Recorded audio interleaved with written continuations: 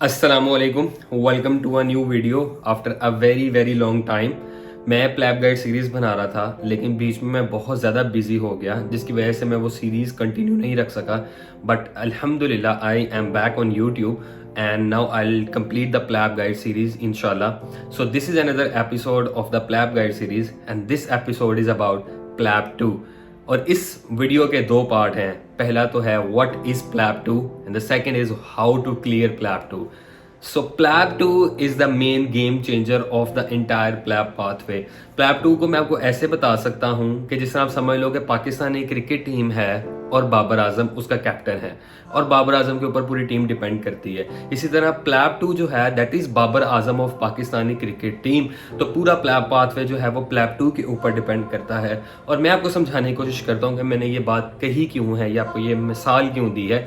PLAB 2 Pakistan में, India में, बांग्लादेश में, श्रीलंका में नहीं होता। PLAB 2 happens only in Manchester. PLAB 2 is 906 pound 906 pound, जो कि पाकिस्तानी 3-3.5 लाख रुपया अब बनेंगे। तो it's a very expensive exam. Plus 3-3.5 lakh के बाद you'll have to go from Pakistan to Manchester to give the exam. तो उसके आने जाने के खर्चे होंगे। Plus then you'll have to stay in Manchester, you have to stay in United kingdom for at least 1 month, which is an entirely different setup from subcontinent. तो वो भी एक एक्स्ट्रा प्रेशर ऐड करेगा। प्लस अल्लाह ना करे if you fail the exam you'll have to appear again and you'll have to again give them 906 pounds and again bear all the expenses, which is very hard to do. So that is why Plab 2 is very much essential part of the Plab pathway. अब इस तरह कह लो कि Plab 2 ही main game है Plab pathway में। So अब हम आते हैं Plab 2 है क्या है। Plab 2 is the second part of the Plab pathway exam और Plab 2 ना रिटर्न होता है ना MCQ बेस्ड होता है। It's a clinical scenario based OSCE exam। तो जो लोग भी MBBS से रिलेटेड हैं और फाइनल ईयर MBBS में हैं या फाइनल ईयर MBBS कर चुके हैं, दे वुड नो OSCE क्या होती है। सो प्लैब 2 इज 16 स्टेशंस। आप इस तरह समझ लो कि 16 कमरे हैं। आपने हर कमरे के अंदर जाना है। कमरे के अंदर एक पेशेंट बैठा हुआ है, एक एग्जामिनर बैठा हुआ है। एग्जामिनर अपने काम से काम रखेगा, वो आपसे बात भी नहीं करेगा। आप जाओगे, आप जाके बैठोगे, आपके सामने पेशेंट होगा और आपके पास 8 मिनट्स होंगे। You'll have 8 minutes. और स्टेशन या रूम के बाहर आपके पास 1.5 मिनट होगा, आपके पास 1.5 मिनट होगा। उसके ऊपर लिखा होगा कि ये पेशेंट ये है, इसको ये प्रॉब्लम है और आपने करना क्या है। They'll tell you what they require from you और आपने अंदर जाके 8 मिनट के अंदर वो काम करना है। So you'll move from one station to another station to another station और इस तरह करके there will be total 16 stations। ये तो मैंने आपको बता दिया, लेकिन this is now where the game changes. अब 16 स्टेशंस हैं और 16 स्टेशंस में से आपको एटलीस्ट 10 पास करने हैं। टू पास द एग्जाम आपको 16 में से 10 स्टेशन लाजमी पास करने हैं। This is not only what you have to do to pass PLAB 2। 10 station पास करने के साथ साथ एक एवरेज स्कोर बनेगा। मैं बताता हूँ कैसे एवरेज स्कोर बनेगा। फॉर एग्जाम्पल आप मिसाल ले लो कि 16 स्टेशन है और 16 लोग अपीयर हुए हैं एक दिन में प्लैब 2 देने के लिए। तो 16 लोगों में से they will make average score. मिसाल के तौर पर पहला स्टेशन जो है उसका एवरेज पासिंग स्कोर जो है दैट इज 6 और हर स्टेशन का जो टोटल स्कोर है दैट इज 12। सही है। तो 4 मार्क्स जो है वो आपके हिस्ट्री टेकिंग के हैं, 4 मार्क्स जो है वो आपके मैनेजमेंट के हैं और 4 मार्क्स आपके इंटरपर्सनल कम्युनिकेशन स्किल्स IPS के हैं। तो 12 में से स्टेशन 1 जो है उसका एवरेज पासिंग स्कोर जो है वो 6 निकलता है। अब इफ यू हैव स्कोर्ड 6 और 6.1 तो आप वो स्टेशन पास कर लोगे। But if you have scored 5.99 तो आपका वो स्टेशन फेल है। सो आपको 10 स्टेशन पास करने हैं, एक एवरेज स्कोर होगा। फॉर एग्जांपल लेट्स से 196 में से एवरेज स्कोर जो है वो 105 है। तो इफ यू हैव 106 तो आपका एग्जाम पास है। अगर आपका 104 स्कोर है और आपके 10 स्टेशन पास है तो आपका एग्जाम फेल है। तो आपको स्टेशन का एवरेज स्कोर पास करना है, आपको एवरेज एग्जाम का स्कोर पास करना है और आपको 10 स्टेशन पास करने हैं। Then you will be certified as a Plab 2 successful candidate and then you will be applicable to apply for GMC registration। तो ये है Plab 2 एग्जाम। अब हम बात करते हैं Plab 2 की प्रिपरेशन के बारे में और तैयारी के बारे में। सो Plab 2 एग्जाम जो है that is a clinical exam.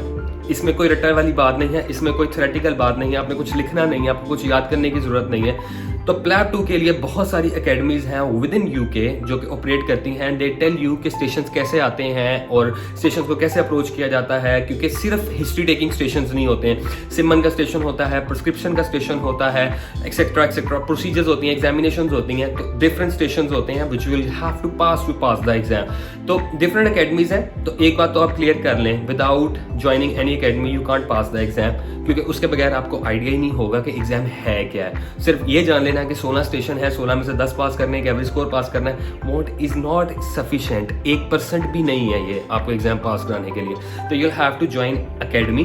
अब अकेडमी ज्वाइन करने के लिए इट्स सब्जेक्टिव, आपको खुद देखना पड़ेगा। आपके कॉलेज के कुछ लोग होंगे, सीनियर्स होंगे जिन्होंने प्लैब 2 किया होगा, सक्सेसफुली किया होगा। आप उनके एक्सपीरियंसेस लें, उनसे पूछेंगे उन्होंने कौन सी अकेडमी ज्वाइन की, किस अकेडमी से प्लैब 2 की तैयारी की, and what was their remark about that academy. तो बहुत सारी अकेडमीज है, लंदन में है, मैनचेस्टर में है, लिवरपूल में है। इट्स अप टू यू कि आप कौन सी अकेडमी ज्वाइन करते हैं, आपको कौन सी सूटेबल लगती है, आपको कौन सी के रिव्यूज ज़्यादा अच्छे लगते हैं।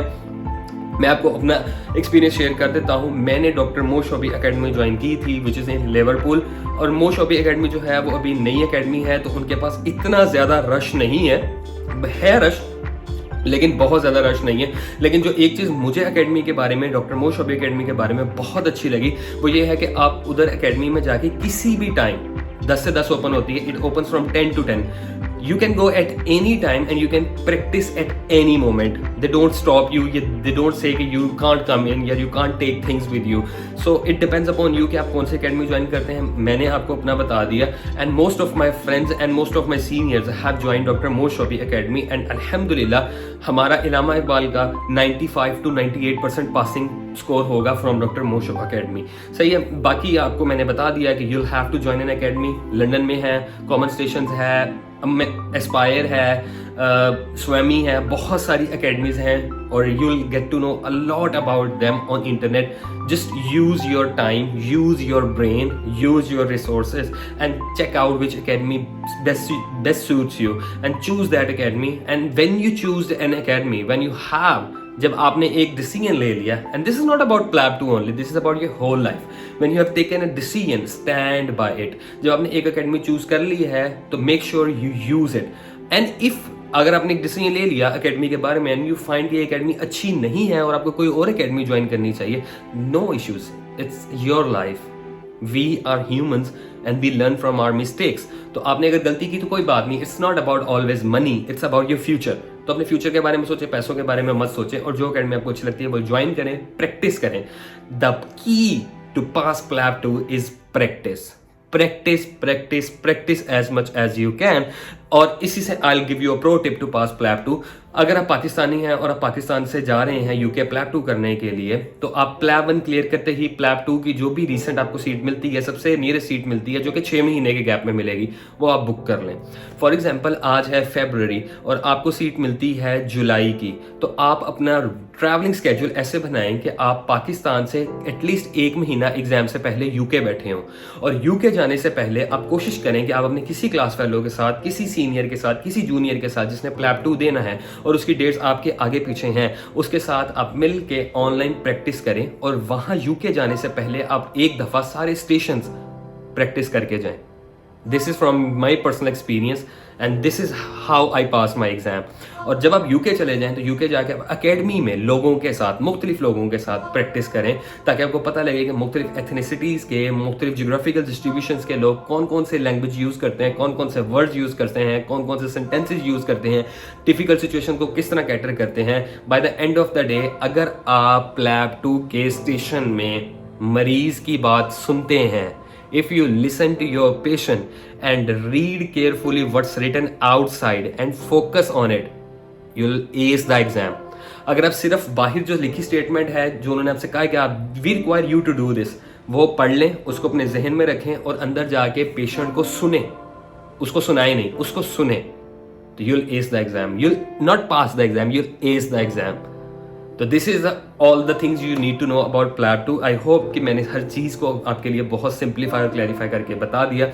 प्लैब 2 सीरीज़ और प्लैब गाइड सीरीज जो है वो हमारी चल रही है, एंड इंशाल्लाह मेरा ख्याल है एक या दो मजीद एपिसोड हैं सीरीज़ की, then will turn this series off and will continue with another series.